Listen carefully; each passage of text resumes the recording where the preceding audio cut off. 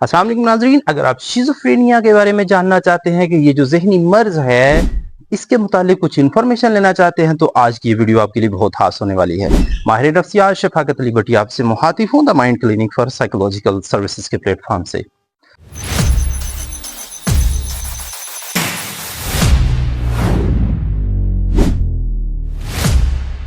Schizophrenia नाज़रीन, schizophrenia एक ऐसी क्रोनिक इलनेस है जिसमें उसकी परसेप्शन इफेक्ट होती है, उसकी कॉग्निशन इफेक्ट होती है और उसका बिहेवियर इफेक्ट होता है। परसेप्शन में उसकी जो परसीव करने की जो कैपेसिटी है या परसीव करने की उसकी कैपेबिलिटी है एबनॉर्मल हो जाती है। वो चीजें भी देख पा रहे होते हैं जो कि आम इंसान नहीं देख सकते। वो उन चीजों को भी सुन पा रहे होते हैं जिनको आम इंसान नहीं सुन पा रहे होते। इसी तरह वो उनको ऐसा टच महसूस होता है जो कि नॉर्मल इंसानों को फील नहीं होता। जैसा कि उनको जब कोई आवाज़ें आती हैं जो गैर ज़रूरी आवाज़ें होती हैं तो उनको हम ऑडिटरी हेलुसिनेशन कहते हैं। उनको जब कोई चीज़ नज़र आती है जो कि दूसरे किसी को नहीं आती, नॉर्मल लोगों को नहीं नज़र आती, तो उसको हम विजुअल हेलुसिनेशंस कहते हैं।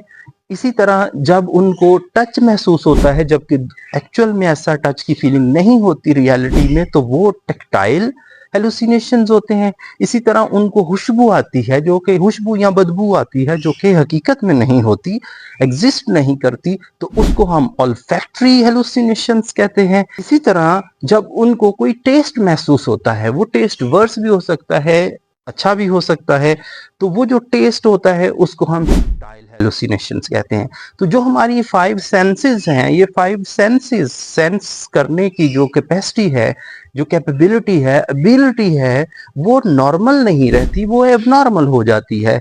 मोस्टली ये नेगेटिव होती है, जैसा कि कुछ ऐसी चीज़ें नज़र आती हैं जो कि ऑफुल होती हैं, खतरनाक होती हैं, वो उनको खुशगवार नहीं लगती, अच्छा एहसास नहीं देती। नेक्स्ट पार्ट आ जाता है उनकी सोचों में क्या तब्दीली आ जाती है। उनकी सोचें मोस्टली नेगेटिव हो जाती है। पैरानॉइड और सस्पिशियस थॉट्स होते हैं, जैसा कि वो मुझे ऐसा कर रहा है, वो मुझे मारना चाहता है, वो मुझे मेरे साथ ये करना चाहता है, वो मेरा नुकसान करना चाहते हैं। इसी तरह टेक या खाना पीना उनका ख़त्म या कम हो जाता है या डिस्टर्ब हो जाता है, क्योंकि उनको ये शक रहता है, शुबा रहता है कि जो मेरी फैमिली मेम्बर्स हैं या मेरे करीबी है वो मुझे मारना चाहते हैं या नुकसान पहुंचाना चाहते हैं, ये खाने में कुछ मिलाया हुआ है, इस वजह से वो उस खाने को खाने से गुरेज कर रहे होते हैं शक शुबाहत की बुनियाद पे।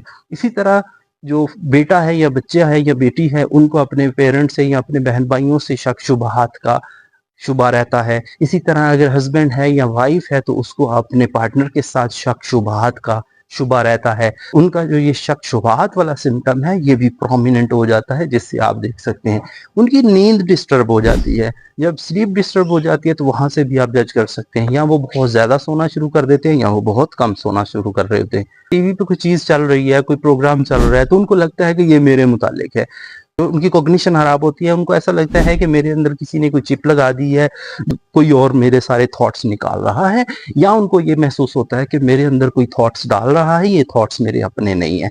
इसी तरह वो अकेले रहना पसंद होता है, आइसोलेशन में रहते हैं, फिर सफाई सुथराई का ख्याल नहीं रहता, वो अपने अंदर की सोचों से लड़ते रहते हैं, जंग चल रही होती है। वो बहुत लाख उसके अपने आप को समझाने की कोशिश करते हैं इनिशियल स्टेजेस पे, जिससे वो नाकाम रहते हैं। अल्टीमेटली अगर वो मेडिकेशन या साइकोथेरापी की तरफ नहीं जाते तो वो मुश्किल हो जाती है उनको। तो अर्ली साइंस में क्या है कि उनकी नींद डिस्टर्ब होगी, आइसोलेशन में जाएंगे, खाना पीना कम कर सकते हैं, और आप उनकी सफाई सुथराई या हाइजीन देखेंगे वो काफ़ी हद तक डिक्लाइन आ चुका है।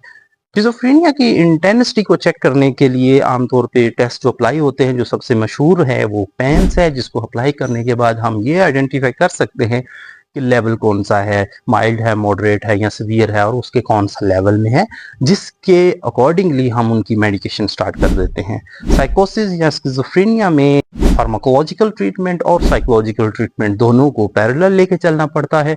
जो फार्माकोलॉजिकल ट्रीटमेंट जिसमें मेडिसिन होगी और साइकोलॉजिकल ट्रीटमेंट जिसमें सीबीटी होगी, कॉग्निटिव बिहेवियरल थेरेपी होगी। तो आज के लिए इतना ही है। किसी तरह का कोई क्वेश्चन हो तो कमेंट बॉक्स में कर सकते हैं। हमारी इस वीडियो को लाइक कर दीजिए, शेयर कर दीजिए और सब्सक्राइब कर दीजिए हमारे इस चैनल को। और थैंक यू वेरी मच। अल्लाह हाफिज़।